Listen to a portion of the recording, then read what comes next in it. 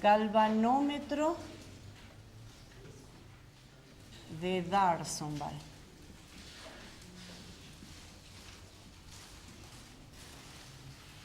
Recuerden que cuando estuvimos viendo esto en corriente, habíamos dicho que el galvanómetro de D'Arsonval consistía en un campo magnético generado por un imán, y en el interior de ese campo magnético, o sea, esto sería el polo norte del imán, el polo sur, y en el interior de ese campo magnético, o sea, se colocaba un núcleo de hierro en el cual se había enrollado una bobinita de alambre.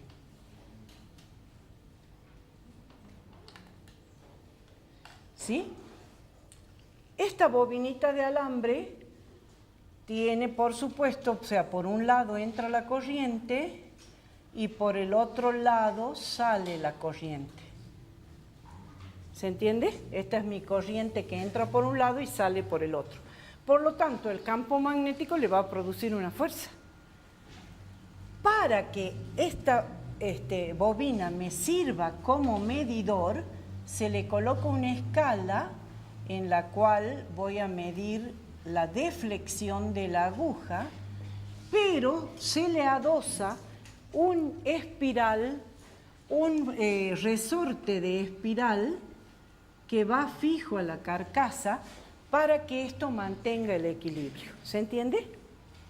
Es decir, cuando le hago pasar una corriente, la aguja se va a deflectar.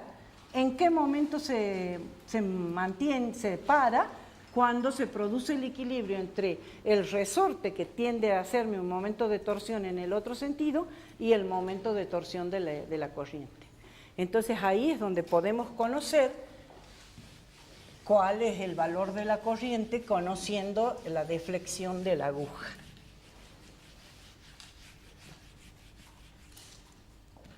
Es decir, en este caso nosotros vamos a decir que con respecto a la posición de equilibrio, quiero fijarme que usé la letra Φ, entonces el ángulo que se produce acá es Φ entre la posición final y la posición de equilibrio, y entonces nosotros vamos a decir la fuerza magnética que aparece sobre esta espirita es I por la longitud, o sea, por la longitud y por el campo magnético B, por la longitud total de la espirita. Pero en este caso me producía un torque que era directamente igual a I por el área, por el campo magnético B, y en este caso por el seno del ángulo Φ. A ver, no, perdón. Ya estaba equivocándome. Φ es el ángulo de la aguja con la posición. Si la aguja se inclinó Φ grados, ¿qué quiere decir la normal? Se inclinó 90 menos Φ. Ay, ¿me entienden esto, no? Porque es fundamental. A ustedes les va a costar en el momento de hacer el ejercicio darse cuenta cuál es el ángulo que forma con el campo. Y en este caso, el campo magnético sería así, horizontal, ¿sí? ¿Se entiende? Entonces, acá tendría que multiplicar por el seno de 90 menos Φ, y ahora se los voy a dibujar. ¿Por qué? Porque la normal de esta espirita giró 90 menos Φ grados con respecto al campo que es horizontal. ¿Se entiende? Bien. Entonces esto sería lo mismo que decir I por el campo por el área por el coseno del ángulo Φ.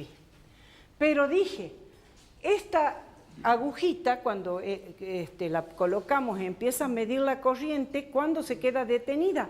Cuando se equilibra con el momento de torsión de, le pongamos prima, que es el del resorte, que es igual a la constante del resorte por el ángulo Φ justamente que es la constante del resorte, que es la constante elástica, por el ángulo φ, que es lo que se movió la agujita. Entonces, en el equilibrio, la sumatoria de momentos tiene que dar igual a 0, por lo tanto decimos que I por el área y por el campo magnético por el coseno de φ tiene que ser menos K por φ tiene que ser igual a 0. Y bueno, conociendo esto, entonces podemos saber cuánto es la corriente que está midiendo. En este caso, la corriente va a ser igual a K por φ sobre el área por el campo magnético por el coseno de φ. ¿Sí? ¿Se entendió? Bien.